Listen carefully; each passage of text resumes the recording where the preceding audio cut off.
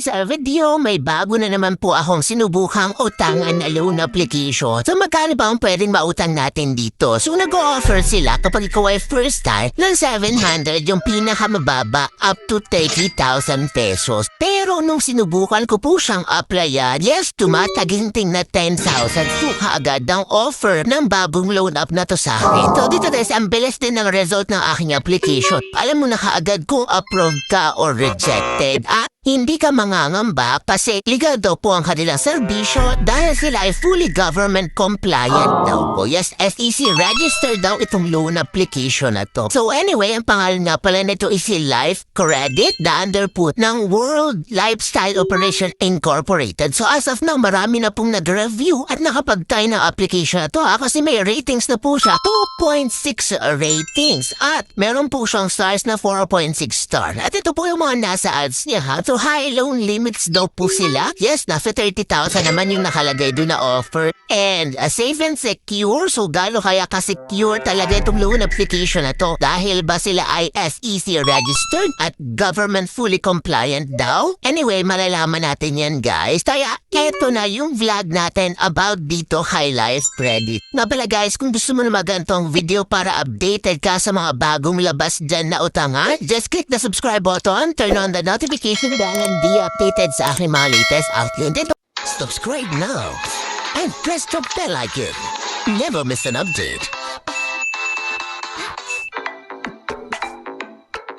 Pag-utang ko dito kay Life Credit is napakabilis lang. Kasi one valid ID lang naman po ang pinasa ko at hindi po siya nanghihingi ng other documents. Sa emergency contact, 3 contact number po yung aking nilagay. Ito po si Life Credit is available as of now ay sa App Store pa lamang po, no? Hindi nyo po ito makikita sa Google Play Store as of now. So dito guys, naglagi na kagad ako ng aking active mobile number at dito guys magsasend ang OTP code and click natin yung sign in. So kapag wala ka pa ditong account guys, click mo tong apply now and mag-fill up ko po dito ng personal information mo. Next po dyan is financial status. Ilalagay mo lang dito guys yung pangalan ng company. Pero ako guys, tinry ko po na unemployed yung aking ilagay. So titingnan ko guys kung ma-approve po ako dito kahit walang work. So tignan natin guys, confirm natin yan. But make sure yung tatlong yun, dapat alam din po nila na nilagay mo sila para aware sila if ever na i-text man sila or tawagan. Next, continue tayo. Sa ID information, halos naman lahat ng ID is available dito kaya wala kang magiging problema. And then after yun guys, ito nga po yung offer niya, no? From 700 pesos yung pinakang maliit up to 30,000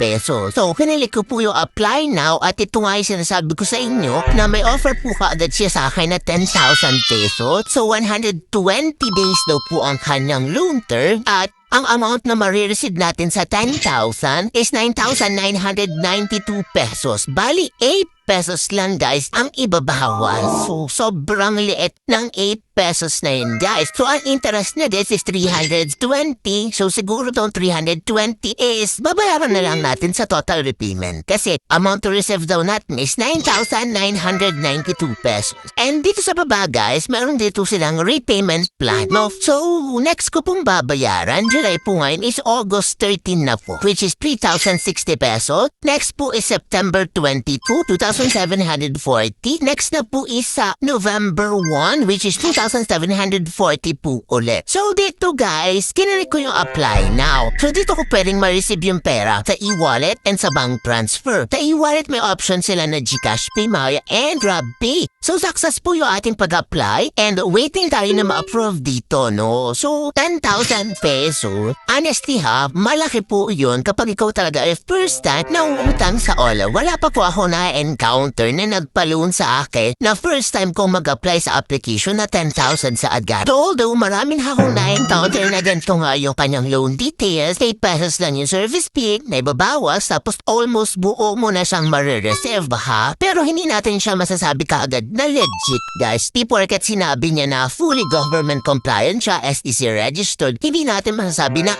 okay, umutang dito, legit itong loan application hanggat hindi pa natin try. Eto nga guys, after kung balikan yung aking application, nakalagay na dito guys is your qualification does not meet this product. You can apply for other products. A good repayment record will improve your qualification and help you apply for a better product. Yes, nakakalungkot yung sa part na yun na mare-reject tayo. So reject po yung ating application dito kay Life Credit. Pero hindi ko po sinasabi na auto-reject siya. Kaya for those na nakapag-try na dyan kay Life Credit, kasi almost 2.6 ratings na siya guys. Marami nang nakapag-try. Kaya kung ikaw po ay isa sa na-approve dito kay Life Credit, i-comment po dyan sa comment section, i-share mo yung experience mo, magkano yung na-receive mo, exacto bang 10,000. So let me know na rin, para at least sa makakapanood ng video na to, magkakaroon sila ng idea. Ganun pala dito kay Life Credit. Lato para makatulong na rin tayo. So, to sum up this video guys, so itong si Life Credit is same din nung monetry natin na loan application dyan na nakalat dyan sa App Store. Na same din ang loan details na 10,000, 8 pesos yung ibabawat, rejected. Approve tayo isang beses guys. Kaso hindi po sa 10,000 yung na-receive ko, nasa 7,500